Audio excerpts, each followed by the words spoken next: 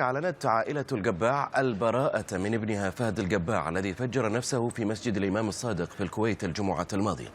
وبحسب صحيفة الرياض السعودية، أوضح أحد أعمام الانتحار أن الأخير من المراهقين المغرر بهم ولم يتجاوز عمره 22 عاما، مشيرا إلى أنه ظهر عليه التشدد الديني منذ الصغر ولم يتضح لهم ارتباطه بأي تنظيم إرهابي.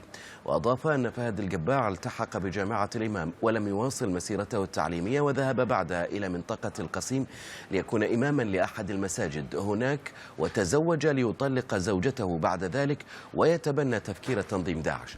وقال إن آخر لقاء كان قبل 4 أشهر في مناسبة عزاء في العائلة، وقدمت أسرة الجباع تعازيها إلى الكويتيين حكومة وشعبا في ضحايا التفجير الإرهابي.